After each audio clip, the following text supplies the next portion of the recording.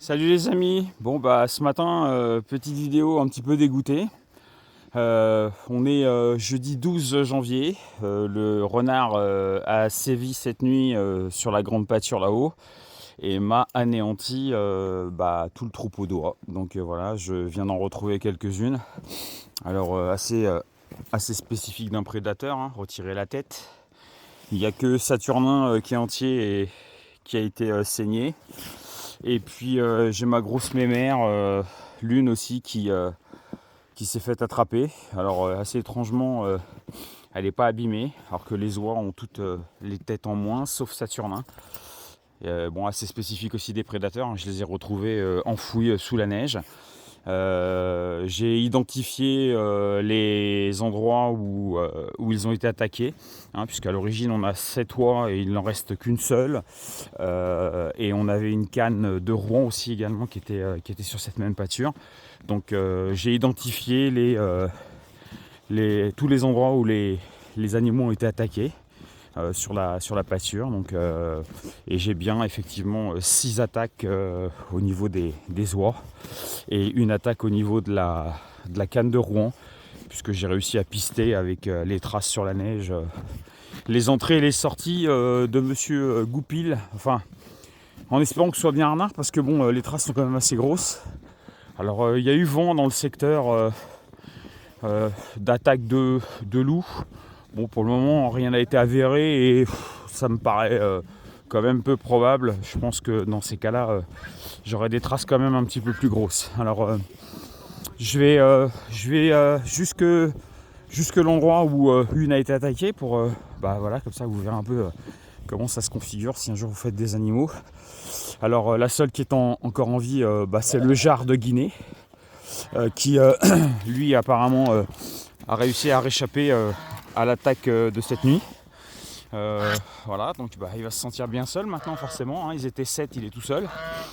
Alors ce qui m'étonne d'autant plus, c'est que j'avais des animaux qui volent parfaitement bien. C'était volontaire de ne pas leur avoir coupé les ailes de façon à ce qu'ils puissent s'envoler convenablement. Ils auraient pu aussi venir se mettre à l'abri dans la mare et ils ne l'ont pas fait. Alors bon voilà, après un renard c'est malin, mais bon, ça veut dire qu'il est venu à plusieurs reprises faire des attaques cette nuit, puisque hier soir, avant la tombée de la nuit, tout le monde était encore présent. Alors là, j'arrive sur 2 attaques différentes. Une première ici, voilà, où effectivement il y a bien les plumes, il y a du sang, etc. Et où j'ai retrouvé une des oies sans sa tête. Une autre attaque ici, qui apparemment s'est un peu poursuivie par ici. Et je l'ai également retrouvé enfoui sous la neige ici. Après, j'ai 2 autres attaques qui sont assez franches au sol par ici. Donc une autre qui a été attaquée, semble-t-il, ici. Puisque c'est pareil, hein, je retrouve une zone avec le sang, les plumes. Et là on voit bien les traces jusqu'à la clôture ici. Voilà. Et donc probablement passer par-dessus. Alors ce qui m'étonne, c'est que je trouve pas de sang de l'autre côté. Bon, je vais aller faire le long de la route après pour voir. Et puis encore une attaque ici, où là c'est pareil, bon, il n'y a pas trop de questions à se poser. On identifie relativement bien, voilà. Avec la neige, c'est assez voyant. Alors c'est la première fois qu'on est victime d'une telle attaque, hein, depuis 1 an et demi qu'on est ici. Je me suis déjà fait enlever une volaille par-ci par-là, mais une attaque aussi importante sur une même nuit, c'est la première fois que ça arrive. Donc la cause elle est simple, hein, il n'y a pas besoin de se poser 50 000 questions. On est bien enneigé, hein, puisque au sol on a en moyenne entre 20 et 30 cm de neige, partout dans le secteur, hein, voire des secteurs un petit peu plus. Les animaux commencent à avoir du mal à trouver à manger, hein, donc voilà, que ce soit, alors là on a une autre attaque ici, voilà. Que ce soit des animaux domestiques ou sauvages. Alors domestiques, nous on fait ce qu'il faut pour qu'ils aient à manger, mais sauvages, alors vous voyez, on voit bien, voilà, là la trace.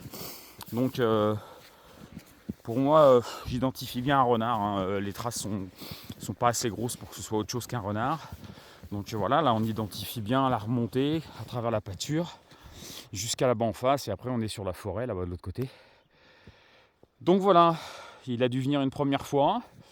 Il a réussi à en tuer une, il en a emmené une première. Il a dû revenir sur une deuxième. Et puis il a dû revenir sur une troisième. Et puis après, vu qu'il devait être rassasié, il les a enfouis. Voilà, donc ça veut donc dire qu'il va revenir la nuit prochaine.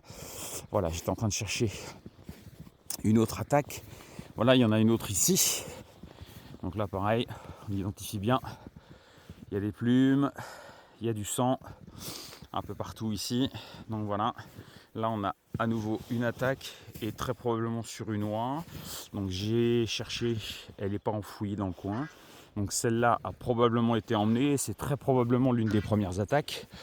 Et ensuite j'ai ma petite canne de Rouen que j'aimais beaucoup, qui elle s'est faite attraper par ici. Donc là c'est pareil, on suit bien encore une fois les traces dans la neige.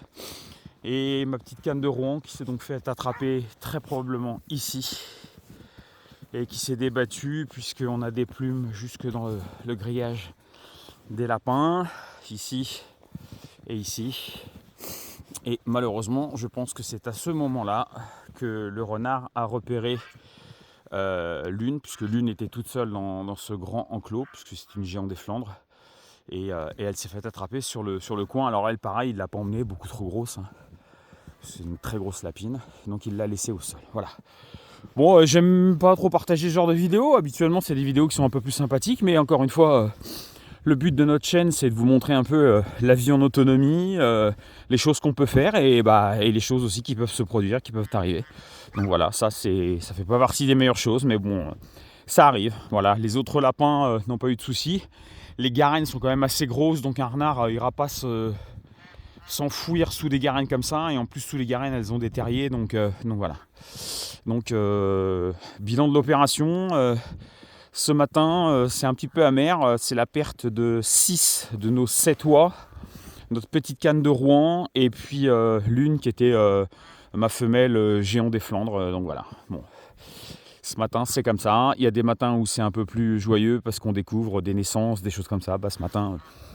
C'est la nature qui a eu le dessus, c'est le renard qui a eu sa part, sa contribution, comme je dis tout le temps, faut pas se tromper. Hein.